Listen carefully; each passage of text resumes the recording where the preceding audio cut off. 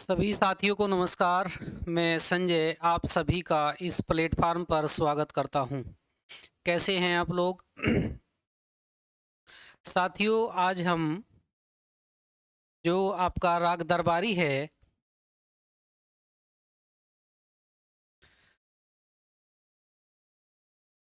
जो राग दरबारी है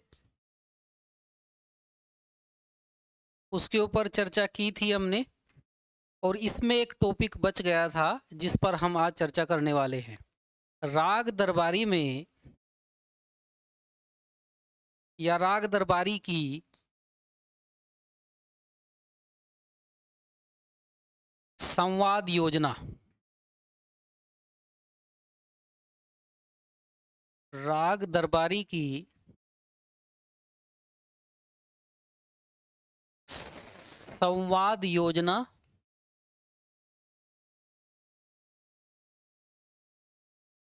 या इसको दूसरे शब्दों में कथोपकथन भी कहा जाता है।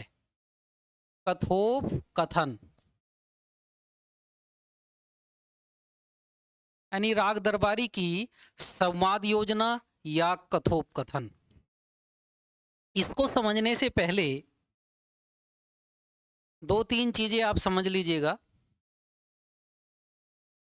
संवाद योजना या कथोपकथन, जैसे कि उपन्यास में आपने पहले पढ़ा है और मैंने बताया भी है कि उपन्यास या कहानी कहानी या नाटक, इनके कुछ तत्व होते हैं जिनके आधार पर उसकी समीक्षा की जाती है। जैसे पहला जो तत्व होता है किसी उपन्यास, कहानी और नाटक का, कथा वस्तु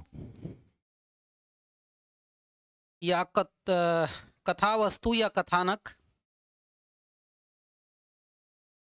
दूसरा, भाषा शैली। ये आप लोगों को लिखना नहीं है, मैं इसको पहले कई बार बता चुका हूं, आप लोगों को सिर्फ समझना है। तीसरा है आपका पात्र। चौथा आपका होगा उद्देश्य। पांचवा है आपका संवाद योजना या कथोपकथन। ठीक है। और छठा है आपका देश काल वातावरण। देश काल और वातावरण यानी जैसे उपन्यास है, कहानी है और नाटक है। नाटक में एक तत्व और बढ़ जाता है, जब नाटक की हम चर्चा करेंगे तो उस पर बातचीत करेंगे। अगर कहानी और उपन्यास की बात करें तो उसकी समीक्षा के लिए जब हम कहानी की या नाटक उपन्यास की समीक्षा करते हैं तो उसमें ये 6 तत्वों के आधार पर उसकी समीक्षा की जाती है। ठीक है। तो जैसे कि राग दरबारी की संवाद योजना कथोपकथन है, इसमें इसकी जो संवाद योजना है या इसका जो कथोपकथन है, ये बहुत ज़्यादा अपने आप में महत्वपूर्ण है और लीक से हटके है, तो इस पे हमें चर्चा करना जरूरी है। ठीक है। उससे पहले ये जो आपका कथा वस्तु है, कथानक है, उद्देश्य है, भाषा शैली, पात्र, और ये तमाम चीज़ों पर मैं चर्चा कर चुका हूँ, तो इस पे अलग से चर्चा करने की ज़रूरत नहीं है। और जिस जिस भी चीज़ का किसी उपन्यासकार ने बहुत ज़्यादा उसमें महत्व हो या उसकी कुछ अलग विशेषताएं हों या उसे अलग ढंग से प्रस्तुत किया हो, तो उस पर चर्चा करना जरूरी होता है। जैसे कि अगर हजारी प्रसाद द्विवेदी के बाण भट्ट की आत्मकथा की हम बात करेंगे, बाण भट्ट की जो आत्मकथा है उस पर चर्चा करते हुए हम उसकी भाषा शैली पर भी चर्चा करेंगे। जैसे और इस पर प्रश्न आते भी हैं।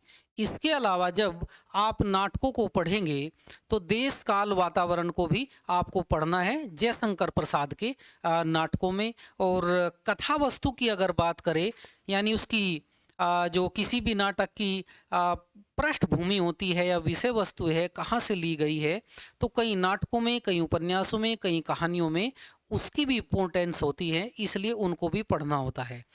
किसी उपन्यास में कोई ज़्यादा अच्छे तरीके से चीज़ों को लिखा गया है, यानी उसकी कथा वस्तु महत्वपूर्ण है, किसी का उद्देश्य महत्वपूर्ण है, किसी का आपका पात्र महत्वपूर्ण है, भाषा शैली शैली महत्वपूर्ण है और उद्देश्य महत्वपूर्ण है, ठीक है? या फिर उसकी संवाद योजना।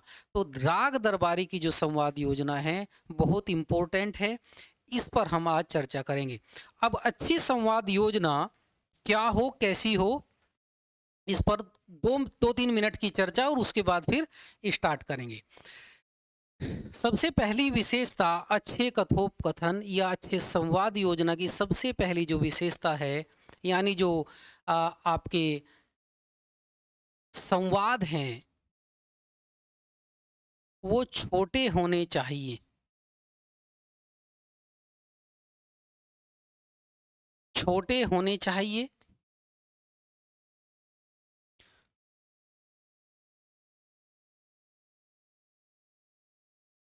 चुस्त होने चाहिए और गतिशील होने चाहिए। गतिशील बाद में लिखेंगे, चुस्त होने चाहिए। सबसे पहली विशेषता, यानी किसी उपन्यास में या किसी कहानी में या किसी नाटक में अगर संवाद छोटे होंगे तो वो जो शैली है संवाद छोटे संवादों वाली जो शैली है ज़्यादा प्रभावी मानी जाती है। दूसरी इसकी विशेषता ये है, अगर लंबे संवाद होंगे तो उसमें समरसता आएगी, जो पाठक होगा वो अपने आप को उसे कनेक्ट नहीं कर पाएगा। तो अच्छे संवाद योजना की सबसे पहली पहचान है वे छोटे होने चाहिए। दूसरा, जो लेखक है, लेखक को संवादों में या जो पात्र हैं के बीच में ना आकर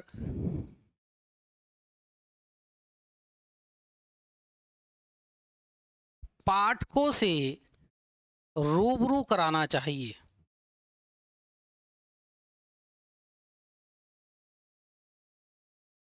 यानी जो लेखक है जब दो पात्रों की आपस में बातचीत कराता है तो लेखक को अलग हट करके पात्रों की आपस में बातचीत करानी चाहिए, जिससे जो पाठक है वो पात्रों से एक कनेक्शन बना सके और वो पात्रों से पाठक भी एक संवाद कर सके और जो बात पात्र कहना चाहते हैं वो सीधे पाठकों तक पहुंच सके। अगर लेखक बीच में आएगा, अगर लेखक बीच में आता है तो इस प्रकार की जो शैली है वो कमज़ोर मानी जाती है। जैसे प्रेमचंद से पहले के जितने भी उपन्यास हैं उसमें पात्र, जैसे कोई घटना घटी, एक पात्र कुछ कह रहा है तो पात्रों को रोक करके पहले लेखक जो थे वो अपनी बातचीत करते थे, अपना विचार प्रस्तुत करते थे, अपना मत प्रस्तुत करते थे। इससे जो है जो पाठक था ऊबता था। धीरे धीरे जैसे उपन्यास की शैली का विकास हुआ तो लेखकों की समझ में आया कि पात्र आपस में बातचीत करेंगे और लेखक उनकी बातचीत से जितना दूर रहेगा यह शैली उतनी ही अच्छी मानी जाती है, ठीक है। तीसरा, इसमें जो आपके संवाद होंगे वो बहुत लंबे नहीं होने चाहिए। लंबे नहीं होने चाहिए। लंबे अगर संवाद होंगे तो पाठक के अंदर एक ऊब पैदा होगी। तो कहने का मतलब ये है जो संवाद है वो बहुत छोटे हों। जैसे कि निबंधों की अगर आप बात करें, निबंध में क्या होता है कि जो निबंधकार है, जो रचनाकार है, एक विचार लेकर के चलता है और लास्ट तक, अंतिम तक उस विचार के साथ चलता रहता है। इसीलिए कई बार निबंध पढ़ते हुए जो पाठक है उसमें एक ऊब पैदा होती है और इसीलिए निबंध आधुनिक काल में बहुत ज़्यादा प्रचलित नहीं हो पाए हैं। कहानी प्रचलित है, उपन्यास प्रचलित है, क्योंकि उसमें जीवन की जो सच्चाई है, जीवन का जो यथार्थ है उसको प्रस्तुत किया जाता है और पात्रों के माध्यम से प्रस्तुत किया जाता है। उसमें लेखक का कोई किसी प्रकार का विचार नहीं चलता है, ठीक है। और चौथा है जो घटनाएं हैं में, घटनाओं में गतिशीलता होनी बहुत जरूरी है। जब लेखक एक घटना को लंबी खींचता है तो उससे भी ये शैली बहुत कमज़ोर मानी जाती है। यानी उपन्यास में घटनाओं की अधिकता होनी चाहिए, और जब घटनाओं की अधिकता होगी तो एक घटना, जैसे कि मान लिया जाए उपन्यास को आपने पढ़ा है, ठीक है, उपन्यास आप पढ़ रहे हैं, तो पढ़ते पढ़ते एकदम से अचानक आपको लगेगा कि लेखक ने किसी दूसरी घटना का वर्णन कर दिया है, फिर उसके बाद तीसरी घटना का वर्णन कर दिया है, फिर चौथी घटना का वर्णन कर दिया है।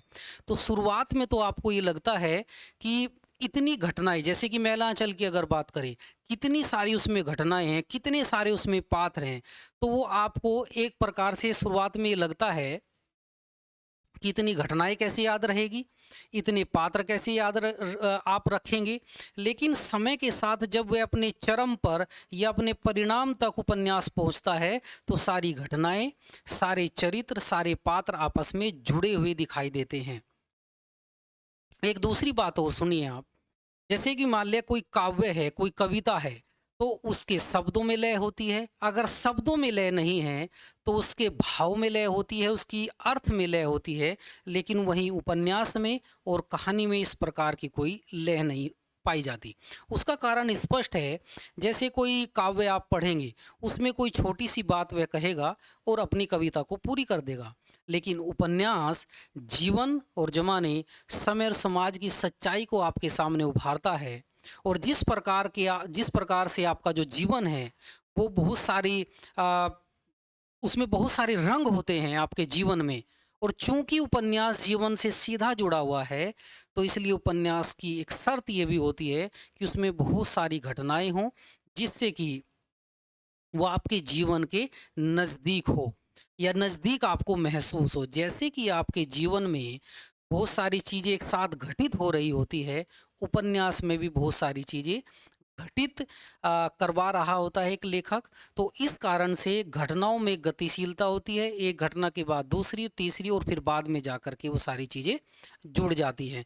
तो ये एक अच्छे संवाद योजना, इसको हम कह सकते हैं, कथोपकथन हम इसको कह सकते हैं। तो इसी दरमियान आप राग दरबारी की जो संवाद योजना है उसको पढ़ेंगे, उस पर हम बातचीत करेंगे। और इसके अलावा भी कोई भी उपन्यास अगर आप पढ़े, कोई भी अगर आप कहानी पढ़े, तो अगर उसकी संवाद आपने देखनी है कि वो अच्छे हैं बुरे हैं, तो ये जो 3-4 इसमें पॉइंट है, इसके आधार पर आप उनका विश्लेषण कर सकते हैं।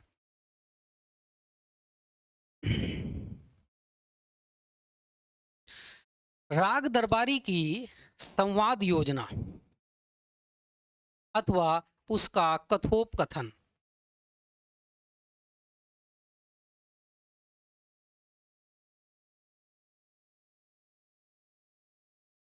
उपन्यास में जितना महत्व कथानक एवं पात्रों का है, उतना ही संवाद, अथवा यूं कहिए कि इनके बाद तीसरे स्थान पर संवाद आते हैं। कहने का मतलब जो उपन्यास के तत्व हैं, कथानक है, कथावस्तु है, भाषा शैली है, जिनका महत्व उनका है, उतना ही महत्व संवाद का भी है। और ये इस लिहाज से तीसरे नंबर पे आते हैं। संवादों के माध्यम से जहाँ पात्रों का चरित्र चित्रण प्रत्यक्ष तरीके से होता है, वहाँ लेखक को या रचनाकार का सामने आने का कार्य बच जाता है। यानी संवाद जितने अच्छे होंगे, जितने छोटे होंगे, उतना ही लेखक का बीच में आने का कार्य बच जाता है। और वही उपन्यास सबसे अच्छा माना जाता है जहाँ लेखक की एंट्री बहुत कम हो।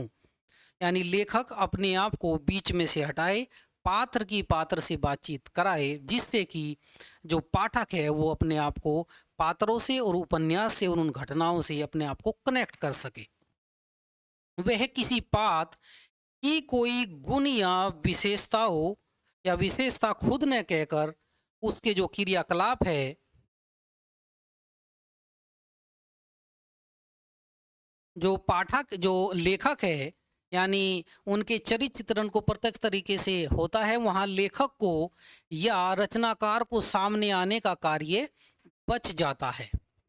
वह किसी पात्र को कोई गुण या विशेषता खुद ने कहकर उसके क्रियाकलापों पात्रों के आपस में बातचीत करवाकर कर देता है। ठीक है। संवादों का संबंध क्योंकि पात्रों के चरित्र चित्रण एवं कथा वस्तु के विकास से होता है। इसमें बार बार कथानक कथा वस्तु का जिक्र हो रहा है, तो ये आपको बार बार मुझे भी बताने की ज़रूरत नहीं है क्योंकि कई बार इस पर चर्चा हो चुकी है, तो आप समझ रहे होंगे। इसलिए इन बातों को ध्यान में रखकर ही जो संवाद लिखे जाते हैं वे ही सफल संवाद होते हैं। यानी जो आपकी कथा वस्तु है, जिसको लेकर के आप चलना चाहते हैं, जो आपकी विषय वस्तु है, जिस बात को आप पाठकों तक पहुंचाना चाहते हैं, अगर उसी से संबंधित या पात्रों से संबंधित संवाद हों तो वही संवाद अच्छे माने जाते हैं। संवाद जितने पात्रानुकूल होंगे,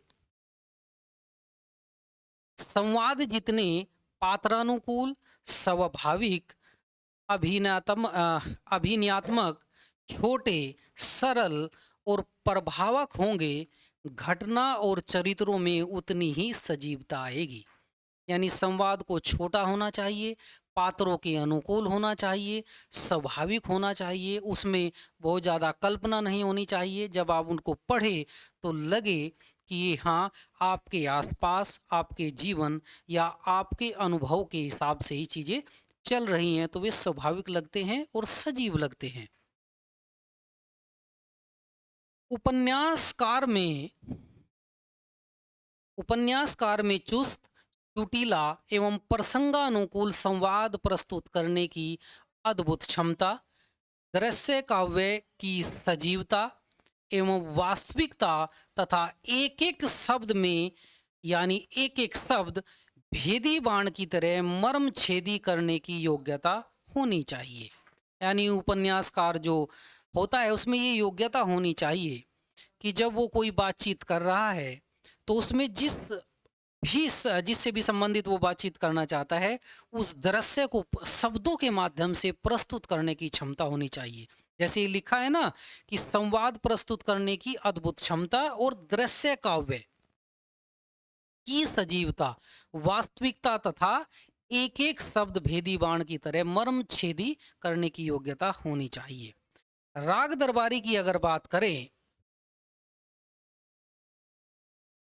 राग दरबारी को शुक्ल जी ने वर्णात्मक शैली में लिखते हुए भी संवादों का खूब प्रयोग किया है, क्योंकि श्री लाल शुक्ल यह अच्छी तरह जानते थे कि इनके प्रयोग से घटनाओं में स्वाभाविकता आ जाती है और पाठक उससे अपना तारतम्य स्थापित कर लेते हैं। उनकी संवाद शैली को कई बिंदुओं में बांटकर देखा जा सकता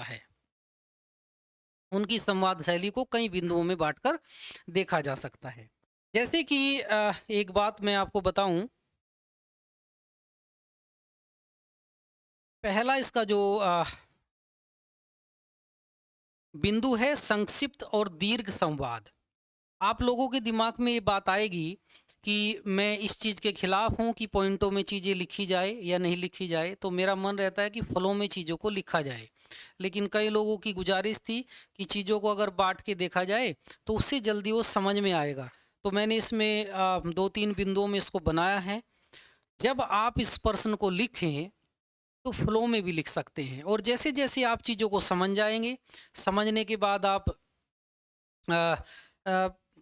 जब चीज़ों को आप समझते हैं तो आपकी भाषा पर पकड़ होती है, तो आप इनको सीधे सीधे भी मतलब प्रवाह में भी लिख सकते हैं, लय में भी लिख सकते हैं। लेकिन समझाने के दृष्टिकोण से मैंने इसमें कुछ पॉइंट बनाए हैं। यानी जो आपका राग दरबारी है उसमें जो संवाद हैं वो छोटे भी हैं और बड़े भी हैं, लेकिन किसी प्रकार से उसमें कोई कसावट की कमी नहीं है, कोई उसमें पाठक ऊबता नहीं है। जैसे कि आपने तो राग दरबारी पढ़ा ही होगा, तो कहीं से भी चाहे लंबे संवाद हैं चाहे छोटे संवाद हैं उसमें, अच्छा जैसे मैंने आपको पहले समझाया कि जो अच्छी जो संवाद योजना है या कथोपकथन है उसकी ये विशेषताएं हैं। तो जब चीज़ों को आप एक बार थोड़ा-सा देख लेते हैं और फिर उसके आधार पर चीज़ों को करते हैं, तो वो जल्दी समझ में आती है। इसलिए मैंने 2, 3, 4 पॉइंट वहाँ लिखवाए थे। तो इससे आप कनेक्ट भी कर पाएँगे। अगर डायरेक्ट में पढ़ाता तो चीज़ें शायद समझ में ना आती। तो राग दरबारी में कथा का विकास, पात्रों के क्रियाकलाप, वातावरण का चित्रण और लेखकीय उद्देश्य से बेहद अनुकूल है और छोटे हैं। उनके कुछ संवाद तो सिर्फ एक-एक शब्द के ही हैं और कुछ संवाद 1-2 कथनों, उपकथनों तक चलते हैं। यानी जो राग दरबारी है, उसकी संवाद योजना इतनी लाजवाब है कि कुछ संवाद तो केवल एक शब्द के ही है। और आगे हम इसका उदाहरण भी देखेंगे। अपने अभिव्यंजना कौशल से, यानी कि बात को पहुंचाने का कौशल, अभिव्यंजना, और दूसरे अर्थों में भी रचनाकार ने एक-एक, दो-दो शब्दों में संपूर्ण अर्थ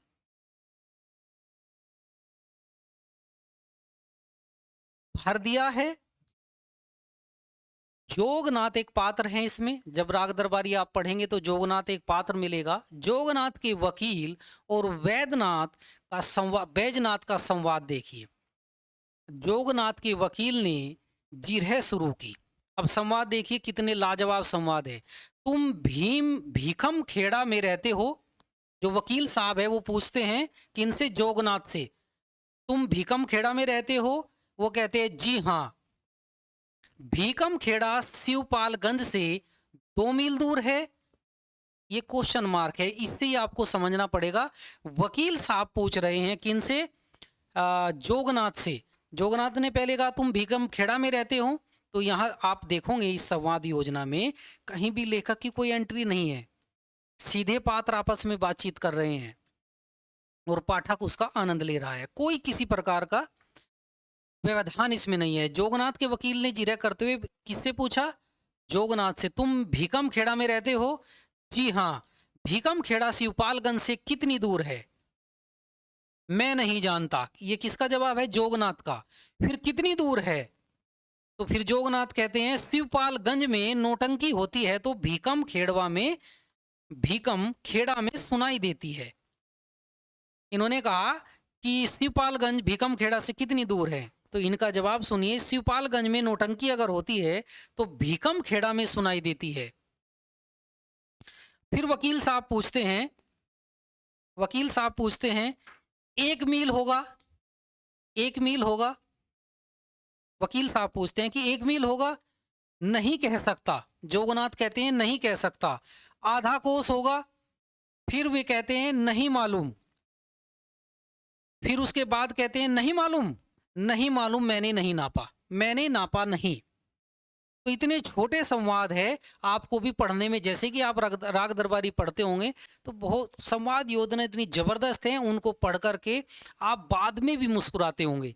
यानी कई कई दिन बाद मतलब जो है उनके सेंटेंस याद आते हैं आपको। उसमें व्यंग भी हैं, वो छोटे भी हैं, चुस्त भी हैं, चुटीले भी हैं, सब विशेषताओं से भरे हुए हैं। ठीक है, तो उसको पढ़ने में मजा आता है आपको। आगे बढ़ते हैं। छोटे संवादों के इतर शुक्ल जी ने विस्तृत, लंबे और कहीं कहीं भाषण जैसे संवाद भी प्रस्तुत किए हैं, लेकिन रोचकता और सजीवता यहाँ भी बनी हुई है। यानी राग दरबारी में लंबे संवाद भी है, छोटे संवाद भी है। छोटे संवादों का तो आनंद पाठक लेता ही है, लेकिन बड़े संवाद भी इस टाइप से, इस तरीके से लिखे गए हैं शुक्ल साहब के द्वारा, तो वे भी पाठक को मनोरंजित करते हैं, एक आनंद की अनुभूति देते हैं। यहाँ भी कोई भी अनअपेक्षित विस्तार या निरर्थकता कहीं नहीं है। यानी जो लंबे संवाद भी हैं उसमें आप कहीं भी काट छांट नहीं कर सकते हैं, इतने अच्छे संवाद वो हैं। जो विस्तार दिखाई देता है वह पात्रों की स्थिति, कथानक को गति देने के लिए किया गया है। देखो, जो मैंने बात आपको समझाई पहले, जो पॉइंट बताया कि कथानक को गति देने के लिए भी जो संवाद हैं उसमें ताकत होनी चाहिए। तो जो लंबे संवाद हैं, लंबे संवाद इसलिए लिखे गए हैं जिससे कि एक घटना से दूसरी घटना में पहुंचा जा सके या दूसरी परिस्थिति का निर्माण किया जा सके, जिससे कि कथो जो कथानक है वो आगे बढ़ सके। वो आगे देखेंगे कैसे। सरपंच व कुसर, दो पात्र है इसमें, एक सरपंच साहब है, एक कुसर है। वे कुसर का संवाद देखिए। सरपंच ने कुसर से कहा, तो फिर तुम्हारी हड्डी नहीं टूटी, ऐसा है मामला दफा 323 का ही है। यानी सरपंच साहब कह रहे हैं, पूरा सेंटेंस सरपंच साहब का है, तो फिर तुम्हारी हड्डी नहीं टूटी। अगर इस संवाद को छोटा वो बनाते शुक्ल साहब, तो यहाँ क्वेश्चन मार्क करते, तो तुम्हारी हड्डी नहीं टूटी, क्या तुम्हारी हड्डी टूटी? तो फिर पात्र, दूसरा जो पात्र है यानी कुसर है, वो जवाब देता टूटी या नहीं टूटी। दो बात का जवाब देता, दो हाँ या नहीं में जवाब दे सकता है। अगर टूटती तो हाँ, अगर नहीं टूटी तो नहीं। चूंकि बात को आगे बढ़ाना है, शुक्ल साहब को इससे आगे जाना है, तो उन्होंने उसके मुंह से ही, सरपंच साहब के मुंह से ही पूरा सेंटेंस कहलवा करके वो आगे बढ़ गए। तो फिर तुम्हारी हड्डी टूटी, ऐसा है मामला दफा 323 का ही है। यानी वो कह रहे हैं तुम्हारी हड्डी टूट गई है, इसलिए मामला दफा 323 का ही है। कुछ रुककर उन्होंने कहा, यानी दूसरा पात्र नहीं बोला, यानी कुसर प्रसाद नहीं बोले, सरपंच साहब ही कुछ रुक कर के बोले, उन्होंने अपनी ही बात दोहराई। तो फिर यह मामला 323 का ही रह जाता है। जब कुसर प्रसाद ने कोई जवाब नहीं दिया तो फिर ये मामला, क्योंकि जैसे कि उन्होंने कहा तो ये मामला आपकी हड्डी टूटी, तो ये मामला 323 का है। वह चुप रहा कुसर प्रसाद, शुक्ल साहब ने उसको चुप रखा कि घटनाएं आगे बढ़े। देखो कितनी कितनी कौशल की जरूरत पड़ती है कि एक लेखक कहाँ कहाँ तक की चीजें सोच सकता है अपनी कल्पना के माध्यम से। तो मामला 323 का ही है। वो चुप रहा, तो जब वो चुप रहा कुसर, तो सरपंच ने कहा, तो ठीक है मामला 323 का ही रह जाता है। भाला बर्छी तो नहीं चली, चली हो तो बताओ, मगर तब मामला 324 का हो जाएगा। सरपंच साहब ने एक पूरा का पूरा वाक्य बोला। जब पूरा का पूरा वाक्य बोल दिया तो कहीं आप इसमें उबे, कहीं आपको कोई चीज ऐसी लगी कि यहाँ इसको सेंटेंस को छोड़ करके भाग जाए, यानी इसमें रोचकता है। सरपंच ने पूरा सेंटेंस बोला, क्या 323 का मामला ये बनता है अगर आपकी हड्डी टूटी। अगर भाला बर्छी चली तो ये मामला, भाला बर्छी तो नहीं चली, अगर चली तो ये मामला हो जाएगा 324 का। अतः है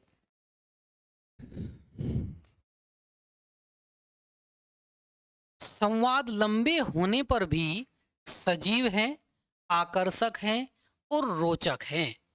वे कहीं भी विचारों की दुरूहता से बोझल नहीं दिखते। आपने राग दरबारी का मैंने छोटा जो मतलब संवाद जो छोटा है, छोटे जो संवाद है उनका उदाहरण दिया आपको, जो बड़े संवाद हैं उनका उदाहरण दिया, लेकिन कहीं भी उसमें कोई अनाकर्षक, कोई दुरूहता का भाव आपको नजर नहीं आएगा। यही इस उपन्यास की ताकत भी है। तो पहला पॉइंट हुआ, राग दरबारी में संवाद छोटे बड़े दोनों हैं।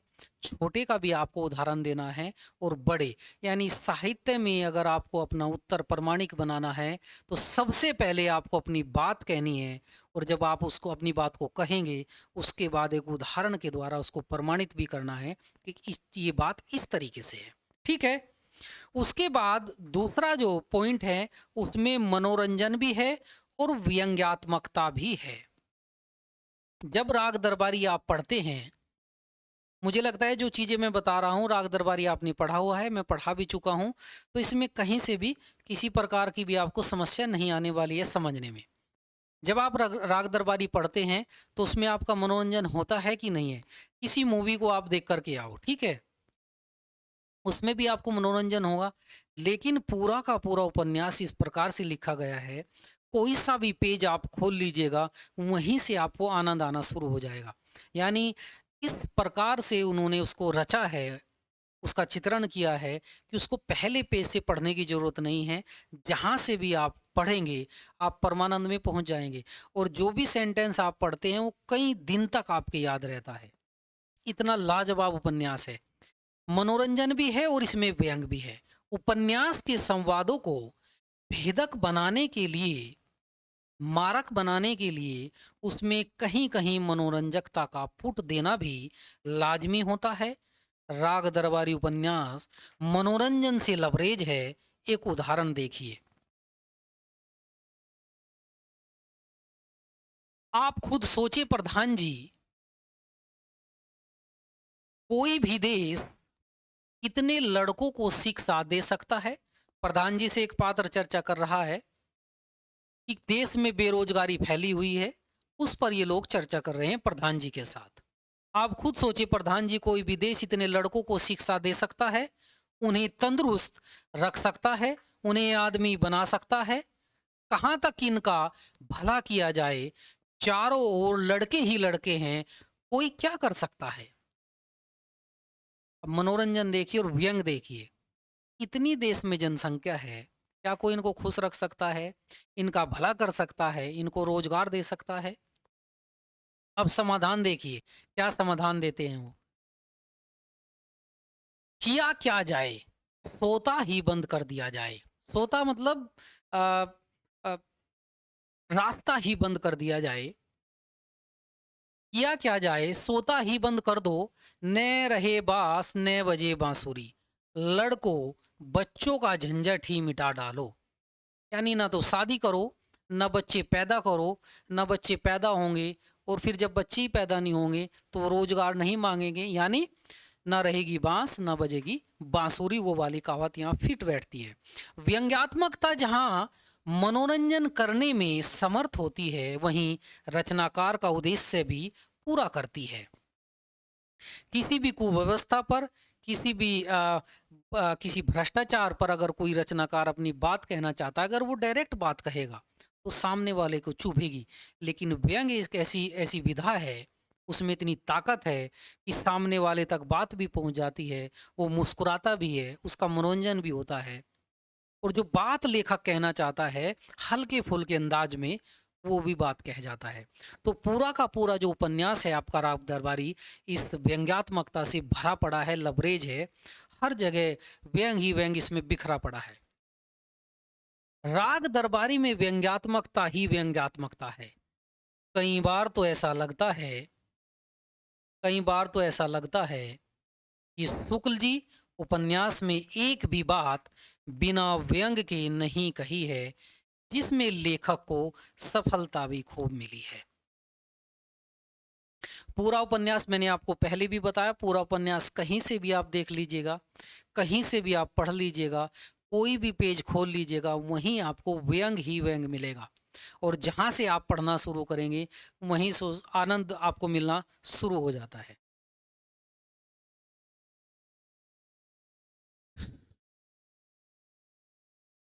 चपरासी घूम पड़ा, दरवाजे पर खड़े खड़े बोला। उदाहरण देखिए। जो आपका वहाँ पर एक कॉलेज है, कॉलेज का एक वर्णन है, कॉलेज के एक वर्णन से मैंने ये उदाहरण उठाया है। चपरासी घूम पड़ा, यानी चपरासी में और प्रिंसिपल में बातचीत हो रही है। चपरासी पर इस पे दरवाजे पर खड़ा था, उन्होंने उसको आवाज़ लगाई, किसने? प्रिंसिपल साहब ने। तो प्रिंसिपल साहब ने जैसी आवाज़ लगाई तो वो घूम गया। घूम गया मतलब उसकी तरफ देखकर बातचीत करने लगा। चपरासी घूम पड़ा, दरवाजे पर खड़े खड़े बोला, गाली दे रहे हो प्रिंसिपल साहब। चपरासी प्रिंसिपल साहब को कह रहा है, कुछ बड़बड़ा रहे थे प्रिंसिपल साहब, है ना? तो दरवाजे पर दरवाजे से एकदम घूम करके चपरासी बोला कि आप गाली दे रहे हैं। उन्होंने कहा, ठीक है, जाओ अपना काम करो। किसने कहा? प्रिंसिपल साहब ने। अपना काम तो कर ही रहा हूं, आप कहे तो अब से करना बंद कर दूं? और आगे व्यंग देखिए, व्यंग देखिए आप, और व्यंग की ताकत देखिए। प्रिंसिपल साहब ने उसको गाली बड़बड़ा रहे थे, तो जो चपरासी है वो प्रिंसिपल साहब को ये कह रहे हैं कि क्या आप मुझे गाली दे रहे हैं? प्रिंसिपल साहब कहते हैं, जाइए जाइए अपना काम करिए। तो चपरासी कहता है, अपना ही तो काम कर रहा हूं, अगर आप कहें तो बंद कर दूं। और आगे व्यंग देखिए, कहे तो खन्ना पर निगाह रखना बंद कर दूं। यानी प्रिंसिपल साहब ने जो एक चपरासी का काम है स्कूल में, साफ सफाई करना, फाइलों को देखना या अन्य कुछ काम करना, या जो अध्यापक हैं उनकी उनके सहायक के रूप में काम करना, वो काम चपरासी नहीं कर रहा है, बल्कि प्रिंसिपल ने उसको खन्ना पर नजर रखने का काम सौंपा हुआ है। क्या जबरदस्त व्यंग की भाषा है और कितना जबरदस्त व्यंग है। और मुझे लगता है ये आपकी याद भी रह जाएगा। यानी प्रिंसिपल साहब ने कहा कि जाओ जाओ अपना काम करो, तो चपरासी कह रहा है अपना काम तो कर ही रहा हूँ, आप कहे तो अब न करूँ, कहे तो खन्ना पर निगाह रखना बंद कर दो। यानी प्रिंसिपल साहब को स्कूल से कोई लेना देना नहीं है, स्कूल के किसी काम से लेना देना नहीं है। उसने चपरासी को सिर्फ ये काम सौंप रखा है कि आप खन्ना पर निगाह रखें कि वो मेरे खिलाफ या स्कूल के खिलाफ कोई षड्यंत्र तो नहीं कर रहा है, क्योंकि खन्ना एक ईमानदार आदमी है और वो इस कुअवस्था में फंसा हुआ है। प्रिंसिपल वैद्य जी का आदमी है और वो वैद्य जी के अनुसार काम करता है और भ्रष्टाचारी है। आपने उपन्यास पढ़ा ही हुआ है। निष्कर्षतः राग दरबारी उपन्यास में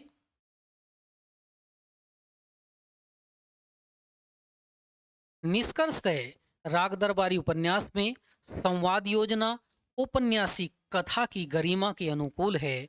इसमें संवाद संक्षिप्त है, लंबे संक्षिप्त लंबे दोनों, कलात्मक हैं, सहज हैं, स्वाभाविक है, मार्मिक है, यथार्थपरक है और पात्रों के अनुकूल हैं।